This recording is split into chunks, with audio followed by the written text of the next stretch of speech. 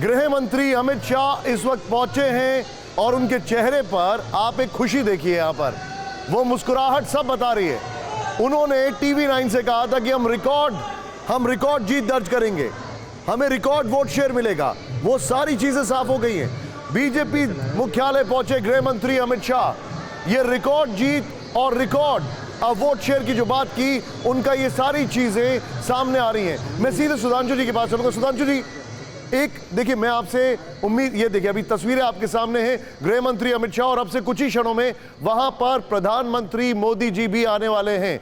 अमित शाह जी आपको दिखाई दे रहे हैं, नड्डा जी पहुंच चुके हैं और उनके बगल में आपको अमित मालवीय दिखाई दे रहे हैं। ये देखिए, ये बीजेपी की एपिक विन है, ये हिस्टोरिक विन है, और ये वो विन है जिसको रेफरेंस मटेरियल के तौर पर कई लोग इस्तेमाल करेंगे आने वाले समय में। मैं सीधे चलूंगा। सुधांशु जी, सारी चीजें अच्छी हैं, ऑल इज वेल, सब चीजें अच्छी हैं, लेकिन आज मैं आपसे एक क्रिटिकल एनालिसिस। क्या आप स्टैंड अप इंडिया योजना के तहत 1 करोड़ का लोन लेकर अपना खुद का बिजनेस शुरू करना चाहते हैं?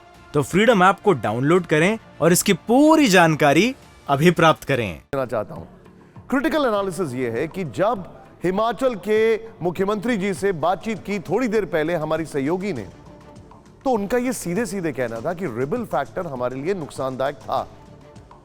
देखिए, अभी मैं माफी चाहूंगा फिर से रोकने के लिए, रक्षा मंत्री राजनाथ सिंह जी भी इस वक्त बीजेपी मुख्यालय में, वो तस्वीरें आपके सामने हैं।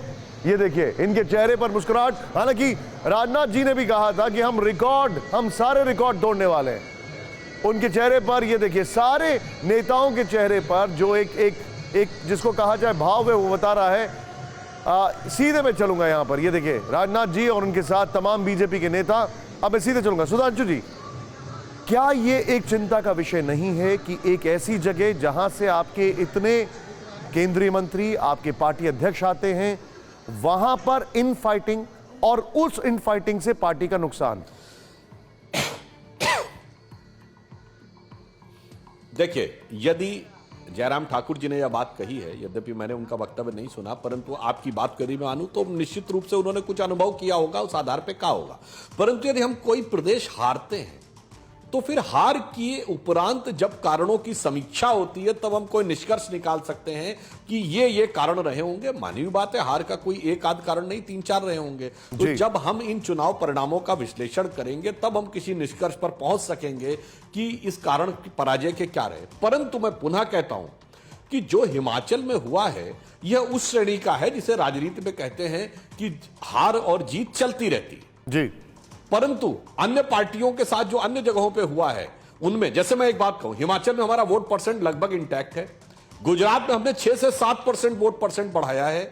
हमने दिल्ली में अपना वोट परसेंट 1% बढ़ाया है और आम आदमी पार्टी का 12% कम हुआ है। तो यदि हम तीनों को ही देख लें तो हमारा मत प्रतिशत या तो यथावत है या बढ़ा है। हाँ, ठीक है। अब किन परिस्थितियों से हम हार गए हिमाचल, उसकी हम समीक्षा करेंगे, उसका हम विश्लेषण करेंगे तब। और जो जयराम ठाकुर जी ने कहा, चूंकि वो मुख्यमंत्री रहे, तो मानवीय बात है। एक चीज मैं आपसे और जानना चाहूंगा, महत्वपूर्ण इनपुट में से एक होगा, एक चीज पॉजिटिव है, और एक चीज इसमें मैं आपसे जानना चाहूंगा कि ये कब तक लॉन्ग लास्टिंग है।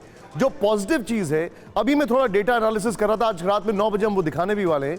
आप अगर प्रधानमंत्री मोदी के रोड शो की बात की जाए, तो मोदी जी के रोड शो का स्ट्राइक रेट 95% से भी ज्यादा है। अगर हम बात करें उनकी रैलीज का, तो उसका स्ट्राइक रेट 90% से ज्यादा है गुजरात में, हम जो देख रहे हैं। ये बहुत अच्छी बात है, और मोदी मैजिक या जो भी टर्मिनोलॉजी दी जाए, वो अनप्रेसिडेंटेड है। लेकिन क्या ये एक और चीज नहीं है ऑन द फ्लिप साइड की पार्टी की टू मच डिपेंडेंस है उनके ऊपर, और उसके अलावा ये अब एक कुछ और भी सोचना चाहिए, उनके ऊपर डिपेंडेंस कुछ ज्यादा ही है। ये आपको ऑन द अदर साइड आप इसको कैसे देखेंगे? देखिए, यहां पर मैं कहना चाहूंगा कि नरेंद्र मोदी जी जैसा नेतृत्व कहीं पीढ़ियों में एक आध बार आता है, परंतु नरेंद्र मोदी जी इसी पार्टी से, इसी व्यवस्था से, इसी विचार से, इसी संगठन से निकले हैं। तो आप कैसे, इसीलिए देखिए, हमारे यहां जब भी कोई कार्यक्रम होता है तो क्या नारा लगता है? भारत माता की जय और वंदे मातरम। मोदी जी अगर खड़े होते हैं मंच से तो क्या नारा लगवाते हैं? वंदे मातरम, भारत माता की जय। ये वंदे मातरम, भारत माता की जय, इदम राष्ट्राय स्वाहा और तन समर्पित, मन समर्पित के उस भाव से निकले हैं। और मानी हुई बात है, यदि वो आज इस विराट स्थिति में है तो पार्टी को लाभ मिल रहा है। परंतु आप कहें टू मच डिपेंडेंसी, तो मैं उदाहरण देना चाहता हूं। अरे भाई, अटल जी के जमाने में तो लोग भाजपा को उतना जानते नहीं थे।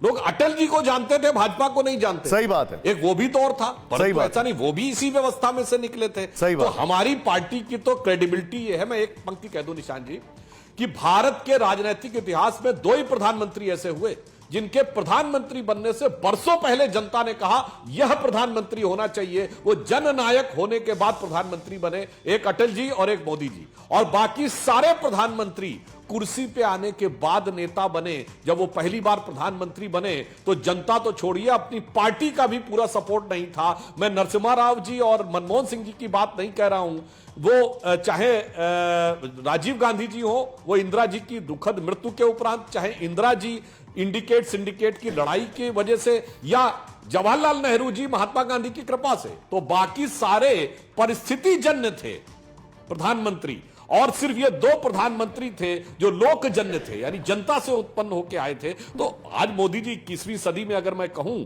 कि गुजरात के गौरव के सबसे बड़े प्रतीक हैं, क्योंकि जिस गुजरात से गांधी निकले, जिससे पटेल निकले 20वीं सदी में, उससे 21वीं सदी में मोदी जी निकले, तो गुजरात की जनता का एक भाव भी होगा। और उन मोदी जी के लिए औकात और रावण जाने क्या क्या बोला गया जी, तो शायद जनता के मन में उसकी प्रतिक्रिया भी होगी। सुधांशु जी, आप जब बोल रहे हैं तो 3 तस्वीरें और हम आपके साथ दिखा रहे हैं। ये तस्वीरें आज की, जिसको कहते हैं पिक्चर ऑफ द डे, वो है जिसमें एक एक करके वो तमाम चेहरे नजर आ रहे हैं, जिसमें जेपी नड्डा शामिल है, गृह मंत्री अमित शाह शामिल हैं, साथ ही राजनाथ सिंह शामिल हैं जो पार्टी हेडक्वार्टर पहुंच चुके हैं। लेकिन ऐसे में सवाल ये है कि अगर मोदी मैजिक है, ये एक बहुत बड़ा फैक्टर गुजरात इलेक्शंस में रहा, लेकिन इसके बावजूद वो कौन से महत्वपूर्ण फैक्टर्स हैं जो गुजरात की जनता ने इतना बड़ा मैंडेट आपको दिया है कि तमाम के तमाम गुजरात के जो बीते रिकॉर्ड्स थे वो ध्वस्त हो गए? देखिए, मैं ये मानता हूं कि जब से मोदी जी गुजरात के मुख्यमंत्री बने थे 2001, उसके बाद की हमारी सभी सरकारों ने उत्तरोत्तर जो कार्य किए, मैं उसमें 3 श्रेणियां मानता हूं। एक, जो हमने विकास के अभूतपूर्व कार्य किए। दूसरे, जो गरीब और वंचित वर्गों के लिए जन कल्याणकारी कार्य किए। और तीसरा, जो गुजरात की अस्मिता और गुजरात के गौरव की स्थापना की।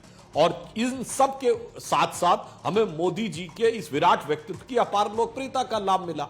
और हो सकता है थोड़ी मात्रा में मोदी जी के प्रति जो घृणा, अवमानना और वैमनस्य का परिचय कांग्रेस ने दिया, उसकी प्रतिक्रिया भी रही हो। पर मैं मानता हूं कि हमारी सरकारों ने 3 प्रकार के कार्य मोदी जी के मार्गदर्शन में, पहले उनके स्वयं के कार्य के द्वारा और फिर उनके मार्गदर्शन में किए थे।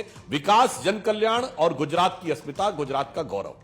और इस कारण से हमें जनता ने यह अभूतपूर्व जनादेश दिया। साबरा जी, मैं आपके पास की कुशलता, देखिए एक बिंदु और कहूं, जी जी जी, संगठन की कुशलता, और यह गृह मंत्री जी का गृह राज्य है, यह भी समझना चाहिए। यह गृह मंत्री अमित शाह जी का गृह राज्य है। और देखिए, मोदी जी ने कहा था कि नरेंद्र का रिकॉर्ड भूपेंद्र के समय में टूटना चाहिए, तो वह टूट गया, वह भी दिखाई पड़ रहा है। ठीक है। और हमारे संगठन की गतिशीलता भी बहुत महत्वपूर्ण थी। हमारे 78 लाख से अधिक बूथ के ऊपर एक्टिव पार्टी के वर्कर्स थे। क्या आप स्टैंड अप इंडिया योजना के तहत 1 करोड़ का लोन लेकर अपना खुद का बिजनेस शुरू करना चाहते हैं? तो फ्रीडम ऐप को डाउनलोड करें और इसकी पूरी जानकारी अभी प्राप्त करें।